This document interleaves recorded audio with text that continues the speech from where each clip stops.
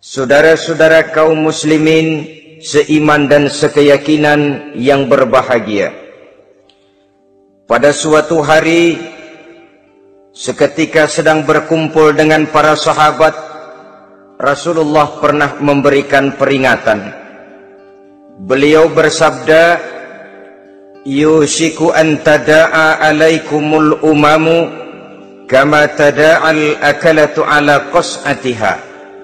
Pada suatu saat nanti akan datang di tengah-tengah kamu, wahai umat Islam, di mana orang-orang lain di sekeliling kamu akan bersatu mengerubungi kamu seperti bersatunya orang-orang mengerubungi makanan di atas meja hidangan.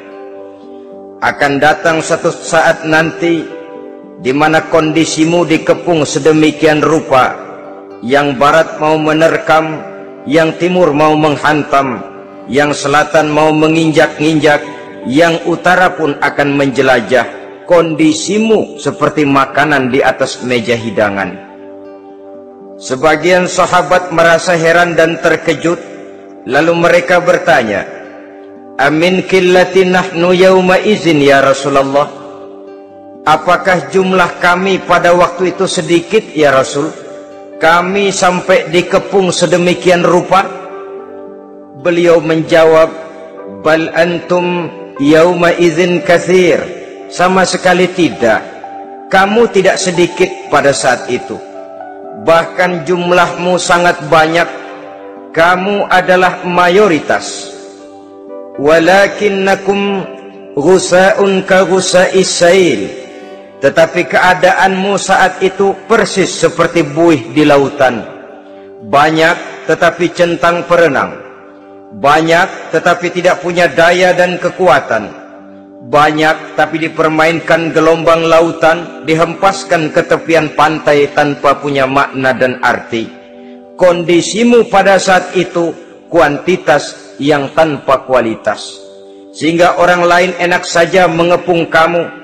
Akidahmu didangkalkan, dibanjiri dengan peradaban dan kebudayaan yang menjauhkan dari agama. Dari segi maksiat dan munkarat seluruhnya mengepung sampai kita melepaskan nilai-nilai Islam kita ini. Dan celakanya, sambung beliau, "Wal yanzi'anna fi qulubi aduwikumul mahabata minkum." Akan dicabut kehebatanmu di mata musuh-musuhmu.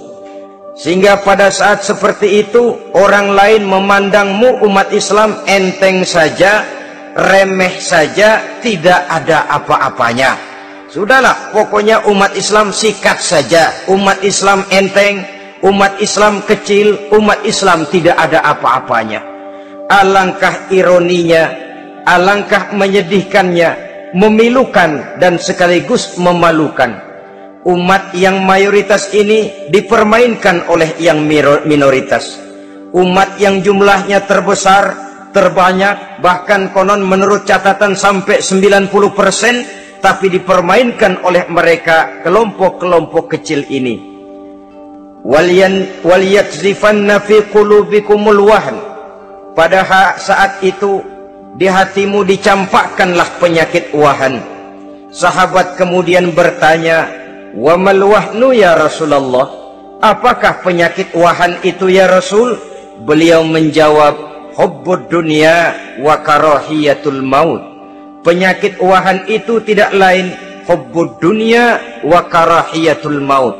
Terlalu cinta kepada dunia dan terlalu takut kepada mati. Materialistis dan takut resiko. Dua penyakit inilah yang menyebabkan walaupun umat ini mayoritas, tapi dipermainkan oleh yang minoritas. Walaupun dia golongan terbesar, tapi nasibnya seperti makanan di atas meja makan. Dari segala macam penjuru mau menghantam dia.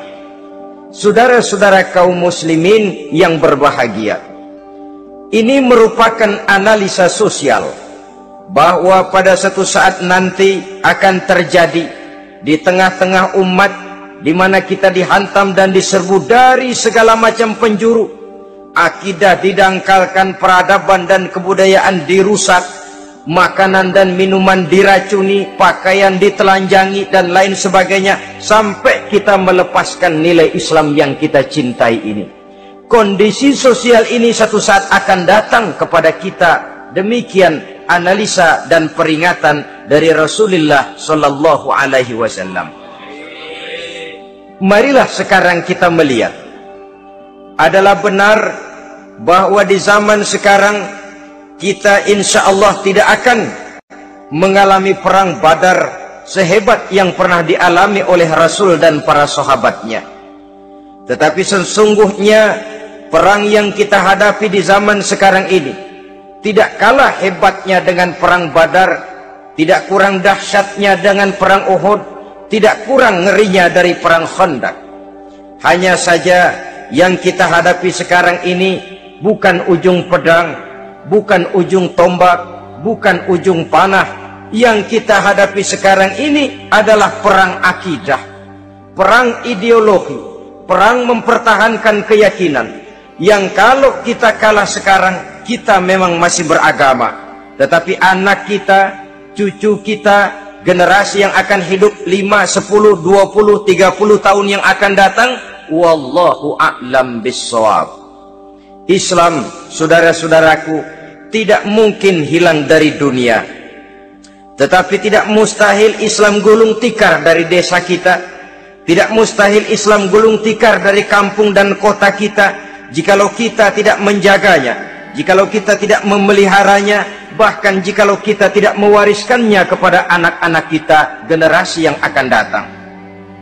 Marilah kita mengingat sejenak bagaimana Islam di Spanyol yang pernah jaya, pernah mewarnai daratan Eropa, dan yang sekarang hanya sekedar tinggal ceritanya saja.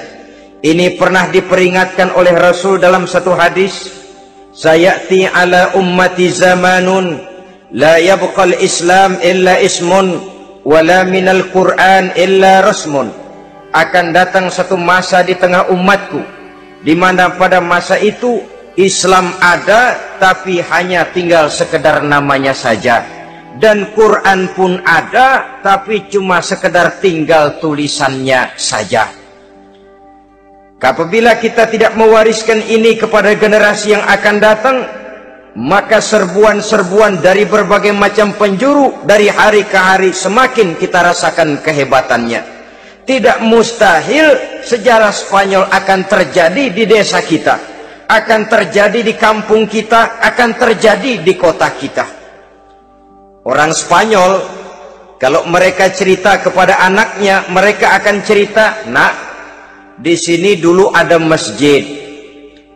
Kapan, Pak? Dulu bener dah.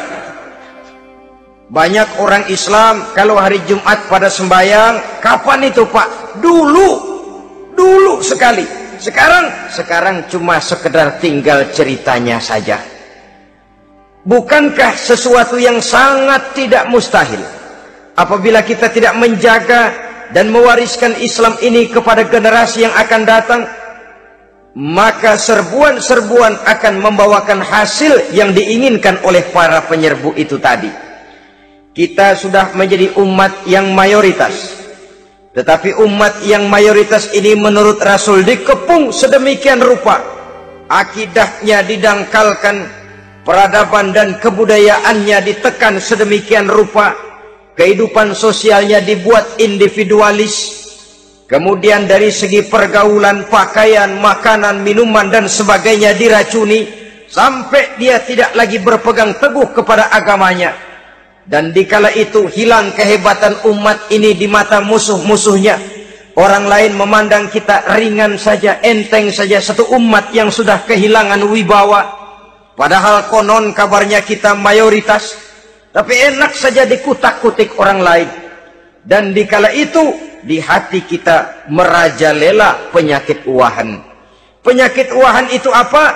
Pertama, hubbud dunia, terlalu cinta kepada dunia.